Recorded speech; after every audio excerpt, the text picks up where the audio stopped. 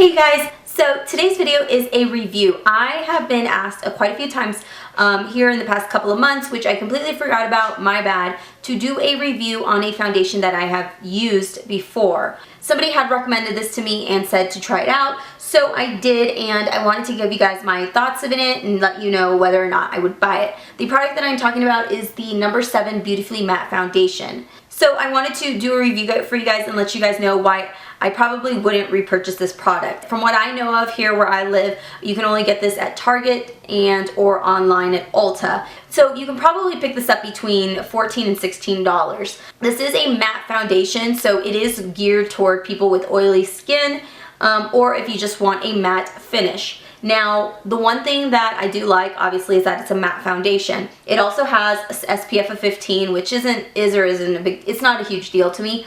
But it also says that it's supposed to stay on for at least 14 hours. So it's supposed to give you at least a 14-hour matte finish. It did stay on for a very long time, and it had pretty good coverage. I do have a lot of acne scarring, so that's very important to me.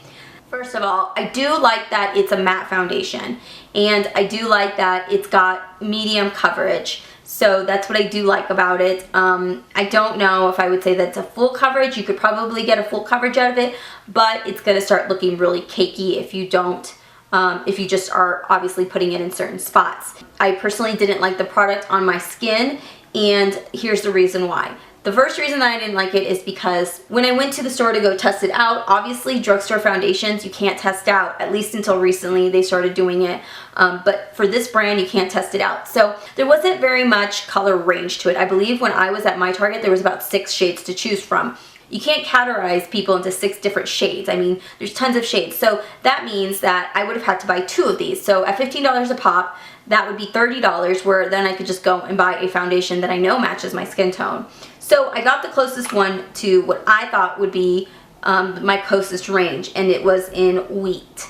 Now, there was a light shade, a couple mediums, and then a dark shade. Colors that were there were very off, so this was the only color that was closest to my skin tone. There was, like I said, there was about 6 shades, and the one that was above it was the darkest shade. The one that was below it was I think a pinkier shade. Anyways, it wouldn't have matched. Even if I was to get 2 different shades, which sometimes I have to, it would have been all off. It would have been totally gross. It wouldn't have even matched well. So when I wore this, I thought, okay, well, wheat is probably going to be the closest thing to my skin tone. Let me tell you, this stuff is so gray toned. It has got a serious gray tint to it. There's like, I don't know what it is, but it's like got a serious gray tint to it. Like when I put it on, it makes me look very washed out. Then the problem that I had with it, I had to then add so much more bronzer and product to bring color back into my skin, and then it starts getting cakey. So to be honest with you guys, if you guys are probably my skin tone, I probably wouldn't recommend this for you guys. I wouldn't recommend it to anybody. So most brands will have like a cool tone, a neutral, and then a pink tone type of foundation if you're lucky, and if so, then you can kind of, you know, mix and match and get your own concoction to kind of match your skin tone. This brand, there was nothing of it. There was none of it. It was either like a yellowy light tone, a pink one. I mean, it was all over the place. I couldn't even remember, but all I know is that with 6 shades, I could not figure out my own skin tone. Now, I did look on the Ulta website to make sure that it wasn't just, you know, my Target that was carrying a limited supply or something, and it wasn't.